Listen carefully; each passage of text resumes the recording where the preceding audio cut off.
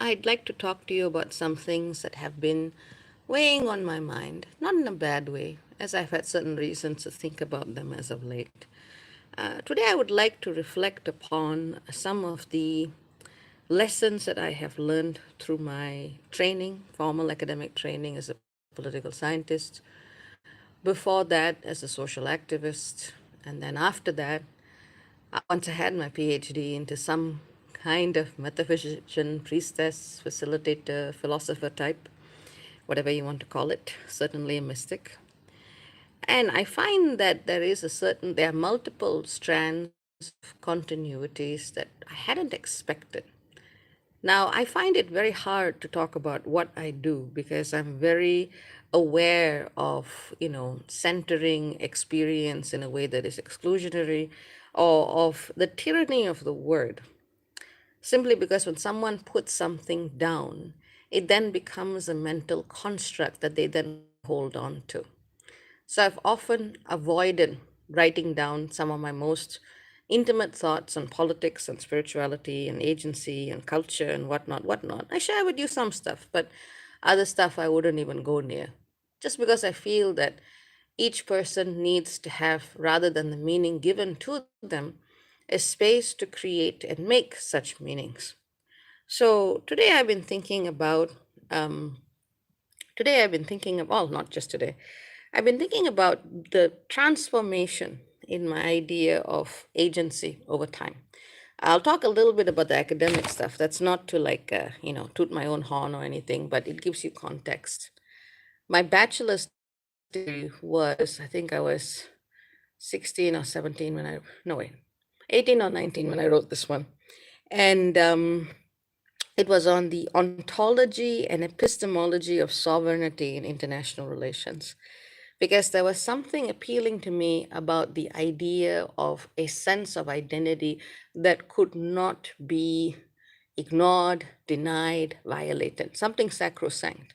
I mean, if you look at the creation of the nation state, it's very much wedded to the advent of Christianity and Christianity's binaries and the way in which it claims space, claims identity, and sets them into certain constructs of being. So, without much surprise, sovereignty in international relations is quite similar. I was doing my bachelor's and I was like, I used to write, well, if I was writing for an academic style, I used to be very pithy with my words. And I remember my supervisor saying, there is such a thing as being too succinct, because I'd covered everything and then I'd had words left over. But effectively, the idea was that within the political concept, the idea of sovereignty simply did not exist. As an ideal abstract, it's been wielded as a weapon to justify different types of acts, different types of behaviors. But in practice, because of the interdependency that we actually see, between states, between movement across borders, the idea itself is at best a fiction. So I got pretty disillusioned by that. Tried doing a master's, dropped the program because they were trying to teach me how to write memos. And I was like, oh God, no. Then I think I was just about to turn 21, and I got accepted to do the PhD on gender, ceremony, and rituals in Parliament as part of the University of Warwick in England. I had no idea what the hell I was doing. And I didn't even know I had a scholarship because things were not properly communicated to me. But I remember standing there and looking at, okay, somehow, somewhere, I managed to find myself in a situation that could help me explore what it is I was actually wanting to experience and wanting to express. One of the things that I really enjoyed during my bachelor's was having the freedom to be at a research university. I took double the course load that everybody else did, and I wrote about master's level papers. And one of the concepts that really freed me from a lot of over idealistic thinking was the idea that democracy itself does not exist. It is, in fact, a polyarchy. A theorist called, it's not it's not Dahl as in the children's author, but it's Robert Dahl, not Roald. But he basically made me understand that it was always about this confluence of different powers, different larger institutions like big business, like lobbying groups that actually had more of an influence upon the outcome of elections, the structuring of a state, and so on and so forth. So I was even playing around with certain different models of democracy, and my supervisor for the PhD saw that paper and then gave me the opportunity to go and do this. So when I did my PhD itself, so I decided to go and look at again a more foundational concept to sovereignty, which was of course legitimacy. And for my brother knows, to me, that's one of the sexiest words in the world, legitimacy, legitimacy. And effective. So I was trying to understand how the political institution actually created consent amongst the governed for the right to rule. And you know what? It actually didn't. I was using a combination of dramaturgy, performance studies, and whatnot, to go and try and create an analytical framework to help me understand why political science kept saying one thing and why reality just kept looking at something very differently. And of course, there is this huge difference between what academia says it's doing and between what actually happens in the world. But during that PhD, I ended up spending more time in India. All kinds of spiritual activations happened, and it led me onto a different road. But effectively, one of the key concepts that I had learned that I still carry with me today is the idea that certain performances that we do are inherently transformative. Now, you got to understand, this audience that follows me is aware of spirituality because that language has become a lot more common now. You can find a million websites telling you how this mantra will transform you, that gemstone will transform you, this will do this, that will do that. But from the cultural context that I came from and the background that I came from, that just wasn't the language to really talk about these experiences. I mean, and I often have thought in the past few years, did I just waste all of that damn time? But I realize now, no, it wasn't a waste of time. I actually found what didn't work and elements of it that actually did. The thing with politics is that ultimately it is a system of belief. And polyarchy comes into the picture when we have certain other intermediary groups, whether it's a party, whether it's a network of lobbyists for big business, whether it's external energies influencing people, whether it's the media, they actually become the mediators, shapers, and channels of collective belief. But yet, democracy still somehow, I would still say, is probably the best system as it is, as it then becomes a competition of which belief actually helps a person find a decent relationship to the world around them. Because it basically comes down to a different way of understanding what religion was originally supposed to do. I was talking about this yesterday with my brother, and he's like, yeah, that sounds good. Initially, we looked to religion to create a kind of change, to try and help us overcome fate or mitigate destiny or have some kind of help in terrible times in our lives. And, as religion became a lot more controlling, a lot more patriarchal, people then moved to other areas and other avenues. The entire humanistic movement in Europe and the so-called enlightenment in Europe facilitated people to actually, for the first time, describe in English or a Romance language what their personal aspirations could be, what their imagination of change could help them aspire to. So, philosophy, politics, the liberal view, all of these came together. And the idea and the system of politics that we see right now is effectively an outgrowth of these more affect based orientations. The big lie about political science is that they tell you that people are rational actors. And so political scientists look at this and say, well, actually, no, its emotion, its belief, its affect tend to occupy more of a fringe role. Though, begrudgingly, the discipline is starting to go, yeah, that's probably kind of right. You're not exactly looking at things, quote unquote, logically, if you can think about it. But effectively, politics is much like religion. It is about which team you support, how you are influenced, and which larger moral view of the world you ultimately want to give your belief, your will, and your expression of consent to. And in that sense, rather than parliaments, I'd say elections are a far more symbolic and spiritual act. But, coming to the present day, I'm thinking about all of this going, okay, I'm certainly not the only person in the world who has found this. I'm certainly not the only person in the world who has found this. more and more people are disillusioned with politics. More and more people are disengaged from it, and they're trying to turn to other sources of inspiration and hope. Whether that's the arts, whether that's creativity, whether that's looking again for religion or trying to find some pan inclusive spirituality. People are looking again for an avenue of life that allows them to channel that hope, to channel that belief, to try and effect some kind of a change. In that sense, humanity really hasn't changed much. We're still looking for some channel through which we can invest our energy and so collectively transform one state of being into another. So, in that sense, looking at all of it, I'm like, all right, it makes sense. I can understand why I was taken down this path and to the specific places that I've been and what I have experienced and understood. And I'm summarizing and condensing a lot, obviously. So so my brother was like, okay, so if the political system is basically just rehash religion, rehash tribalism, not meant in a negative way, but effectively a collection of groups seeking to impose their moral and spiritual view on the world. So what do you say then people need to do? And the thing, I honestly feel that it's been kind of what I've been subconsciously guiding people to do from the get go. And it is to drop the externals and come back to the internal to realize that the agency for change begins within.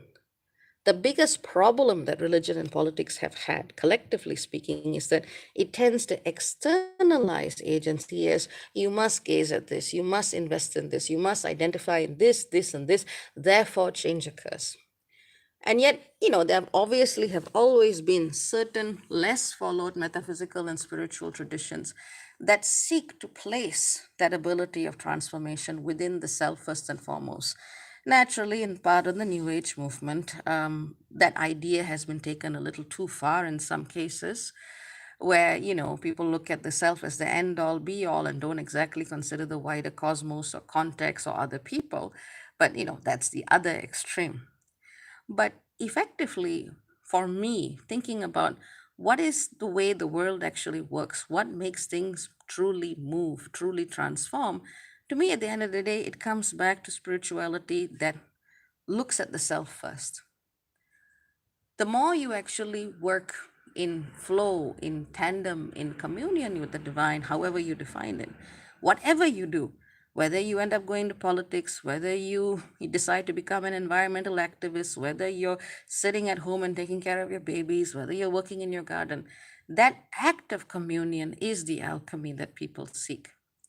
And it's, again, I've been talking about this without exactly realizing why, what is the larger why behind why I've been doing what I've been doing. But now I've been kind of connecting the dots a bit more. I truly find that focusing on that innate experience of spirit is the most compassionate, loving, and radical political act. By no longer empowering external bodies, by no longer powering external institutions as the site of transformation, we then become, in a certain way, not simply the recipient of whatever goods, whatever change, whatever it is we want to see and we want to see manifested in our lives. We become participants. And it is that spiritual awareness and evolution that I think that different traditions, especially the now, are hopefully inspiring their seekers to do. But it's not just about saying the words, though. It's about coming at it from a place of inner attunement, inner alignment. Like a lot of people talk about manifestation, going, I'm going to manifest this, and that's it. Boom, done. It's going to happen. It doesn't work that way. It's something that actually requires you to go into yourself in ways that I would say spirituality and art by far are the closest disciplines or fields of experience that can come close, that can help express it. It is that space of inner transformation that comes through these experiences of life that are not logical, are not cerebral. They, yes, they can be expressed by philosophy, but philosophy is the secondhand, watered down version of the real thing. And that's what people are looking for. It's just that they're still externalizing it. You don't need to go to a mountain to find the divine. You don't need a tool to seek it. You don't need a teacher to say, it's something out there beyond your reach and I have to guide you to the mountain top. There's certain places where teachers are very important, especially for protection when one is starting out. But it's not the actual road. It's like the more we turned inwards, not in a way that dismisses the world, but in a way that acknowledges what we are and what we bring to the world or what we can bring to the world, the more we actually turn inwards, once we reach a certain point of experience, we automatically take that energy and move back into the external. And this is also another place where spirituality has lent itself more for escapism rather than embodied action and political engagement, because it just keeps people, going in and in and in. And that can be an addictive process in and of itself. If one does not, like, much like, the swinging of a pendulum or turning of a wheel, and of course, times all of this is coming up. That's another reason for it. If we do not take what we have within and move it back outwards, we're also just not coming into the full alignment of the possibilities that these practices bring us. So, it's like it started from somewhere else for me. It started completely different. And then it went somewhere else. And then now I'm sitting here going, did anything I do relate to anything else I'm saying right now? And it is. It's just the same experience, just coming at it from different lenses, from different ways of being, from different moments in life. I mean, there's far more that a person can learn just by looking at their relationship with their loved ones, their relationship with their God, and their relationship with themselves than anything that anyone can teach you. And I know that frustrates a lot of people because a lot of people have invested so much of their time, so much of their resources in finding this to guide them. And you don't actually need it. It's like one action that you do that comes from that place of inner alignment has a subtle yet powerful metaphysical effect that can never ever be quantified or understood. It can only be felt. You can go through whatever prayers, whatever rituals you do per day, but if you're not coming at it from a place of true alignment and true flow, you're not going to find that alchemy. And that's not something that comes from the mind. That's something that children do naturally. Children are always going to be our master teachers, whether it's human children, whether it's fur babies, whether it's feather babies, because those souls are really lighting the way for so many others on the planet. Just look at the way they are uncompromisingly embodied. That doesn't mean that they have to be pedestalized as a golden child who's going to bring mysticism to everybody by talking. No, I'm not talking about creating messiahs. Just look at how a child interacts with the world, and you will already see divinity in action. Look at the way a beloved fur baby holds your hand or looks you in the eyes when they feel warm and content. And tell me that that is not enough as a space of grace and place within. And you may ask, okay, that's really nice for the personal, fine. But what about the political? But the personal is political. When you take back your space, when you find a deep sense of contentment within that does not require the legitimation of man made, especially man made constructs, you are breaking the system. You are forcing it to change because you are no longer hooked or tethered into it. And to me, that is quite radical. That is what the radical self-acceptance, radical love, and radical spirituality truly looks like. Foucault expressed this a long time ago. And to be honest, none of these ideas are new. I'm just, stringing as I've encountered them. But Foucault expressed this a long time ago, basically saying that it is the dominant structure that actually creates the realm of the opposition. So even if you're looking at two things that are fighting each other, the one that is stronger is the one that actually creates the space for its opposite or opposition. And even then, as you're entangled in that, whether whether you're looking at dialectic materialism or whether you're looking at duality, when you're fighting in that binary, us versus them, male versus female, black versus white, when you're still trying to struggle to situate yourself in that space, you're still within the confines of what that hegemonic structure has shown you. I mean, that's why my understanding of activism also changed profoundly. I used to be pissed as hell.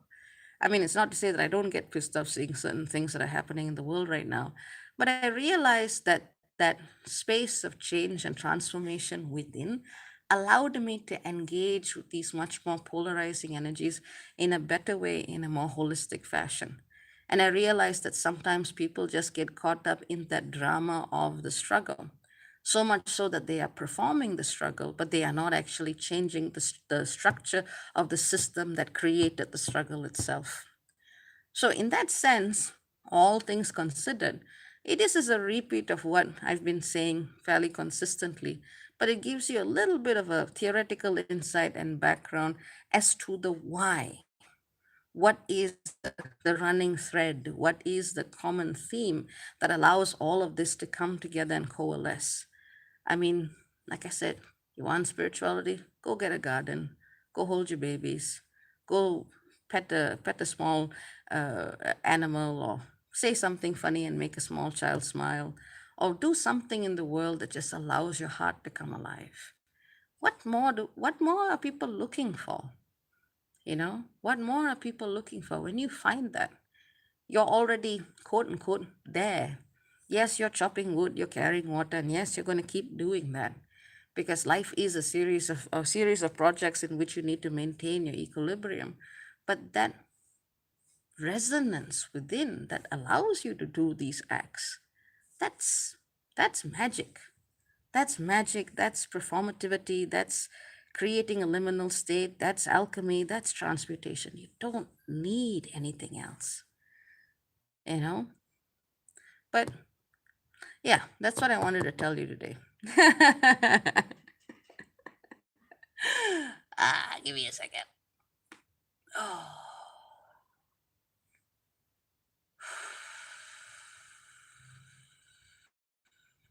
I'll look at questions in a second. I just want to sit for a minute.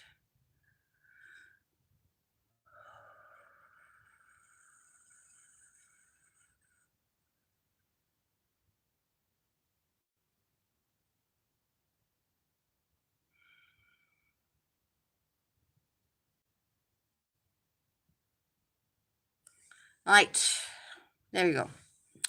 Let us see. Well, hello, people. Hello, people. Grace says, Doc P from the oral tradition. I guess so.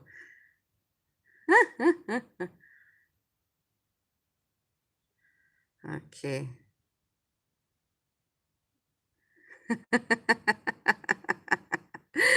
Good, good, good, good. Good, good, good. All right. V Stormfeld, which asks, falls into chat flower bed from ceiling. What the hell is going on about security regarding land and the physical home right now? How the hell does this relate to what I've just talked about? Go back to the beginning. Hi, Bianca. Long time listener, first time seeing you live and commenting. Thank you. You are most welcome. Though, just to answer your question quickly, the Stormfeld, which that would be Therio squared the nodes, not nose. Therio squared the nodes today. There's always something going on. But yeah, I would say that's a key message I wanted to share. Do we have any questions with respect to what I am discussing today? Marissa sends hearts. Thank you, thank you. I'll wait for a sec and then I'll pop off if there's nothing relevant. I think you're kind of all zonked, which happens when I actually open up a little bit. Yep, you seem zonked. That's fine. That's totally fine. That's to be expected. Well, I said, oh, here we go. There we go. Ada, the level of peace I feel in this video in the middle of my workday. Try not to fall asleep. That happens.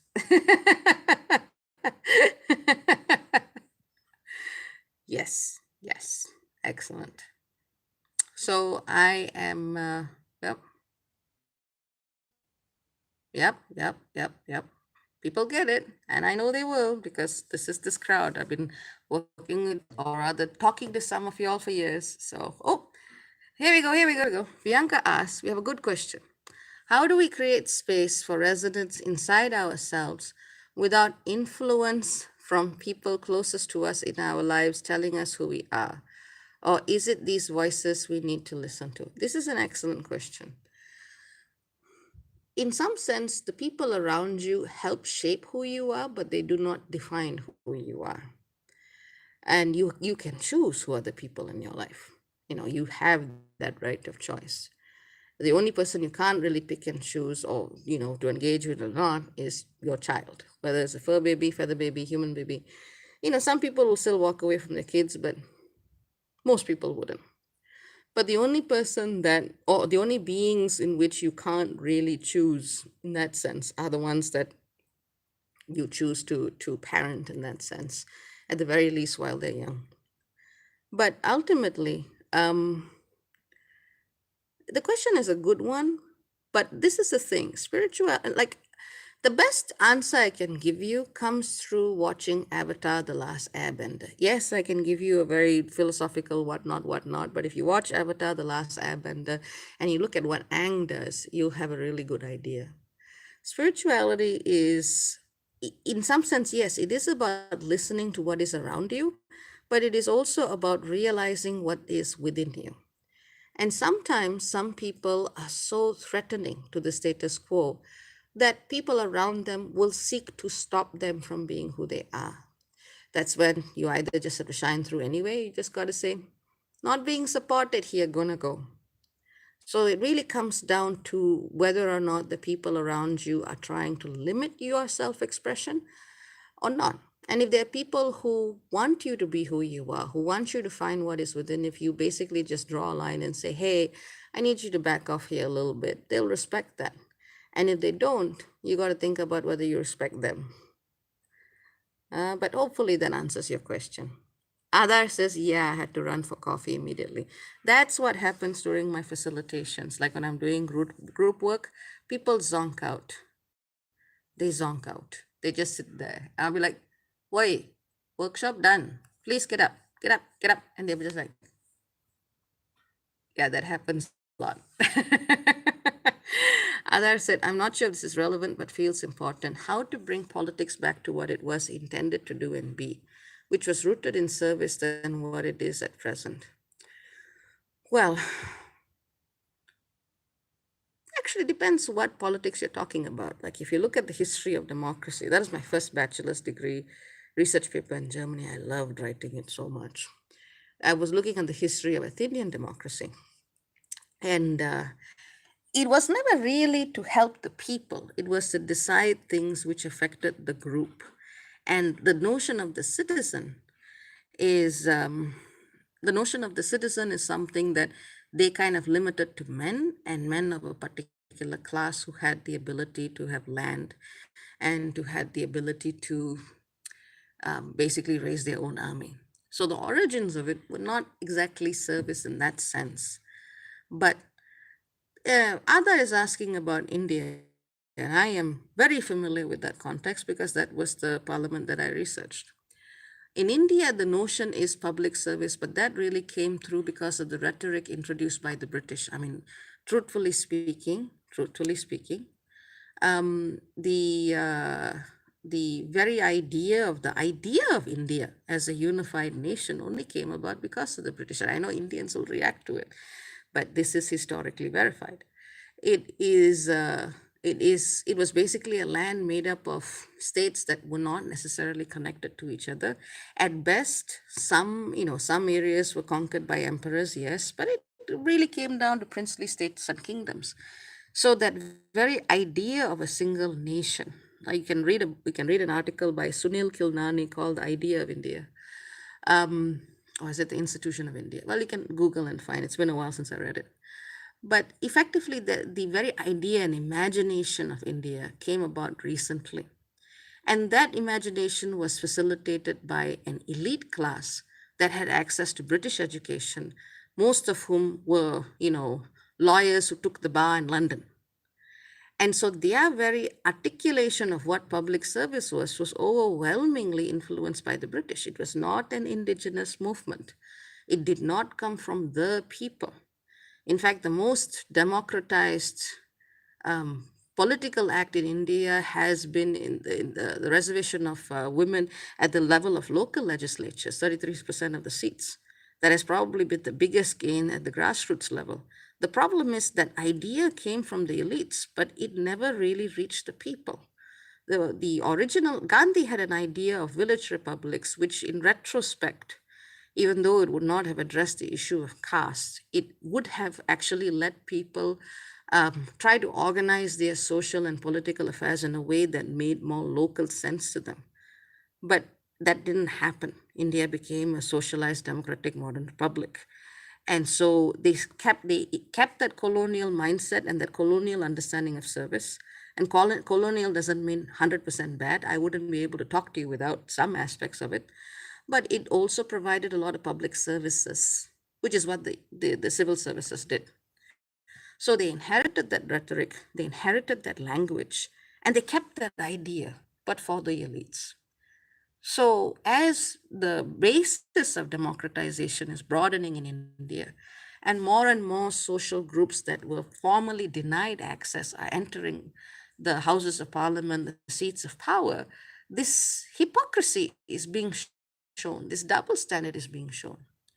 So, I would actually say the way to transform politics in India is to allow for that actual definition and idea of service to come from the people themselves. And I'm not talking about the people who are English educated who have access to Twitter, Facebook, Instagram, who can make their views known. That seems like a lot of people, but it's still a smaller percentage of the population. But we would call this a vernacular understanding of service and politics. And that discussion never happened in India on Indian terms. Maybe I should write a paper on that. But anyway, so I would say that's actually the problem that happened. But it's such a broad, sweeping energy of change that needs to come at the grassroots level. I would basically say let the Panchayati Raj keep doing what they're doing because they're doing a good job. That culture that they are creating of, that is more oriented towards local governance, local service, is actually setting the right kind of seeds for change. And I think it's best to let the tamasha of parliament stay as the tamasha of parliament, because that's not going to do a damn thing. But that would be my view. VB says, when you talk about politics, do you mean country politics or even those that happen at work, families, etc.? Well, there is a very powerful idea in sociology that says the personal is political, and that came more from feminism. Feminism doesn't necessarily have to mean this belligerent idea that castigates all males. It was effectively a challenge to the idea that politics had to be gatekept by certain bodies, certain ethnicities, certain genders. And it was something, originally speaking, that opened up the field of awareness. But really, what we see happening in our everyday lives at the micro level is what gets translated to the macro level, what gets translated to the macrocosm. That's one of the reasons why Parliament, especially in India, is such an effective mirror of the nation. It is basically just showing you what has happened. So, in response to your question, VB, it's one and the same. It's funny how the questions are coming from Indians today. Do we have anything else that is, more or less on the topic that has been discussed?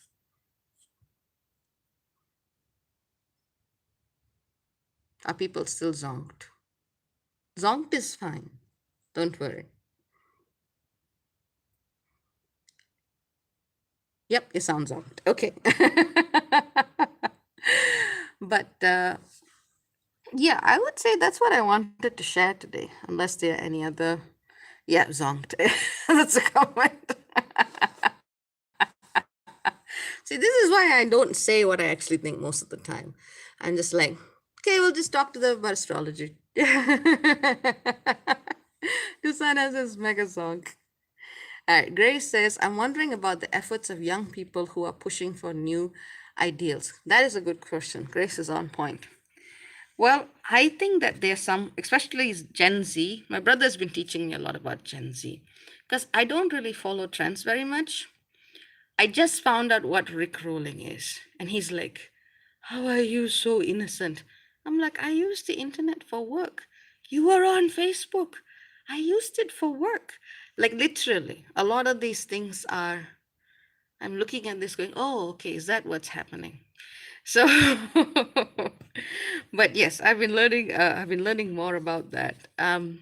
But if I find that the young people who are doing very admirable efforts and work today, I feel that they are coming from the right place. And the older they get, and the older the rest of us get, is actually going to be that big push that makes us challenge all colonial Westminster style systems that just do not work for the planet anymore. So I think, I think, yeah, that's the right thing. And Lusana said, please look at the world little Nas X is doing. Yeah, my brother was talking to me yesterday about it.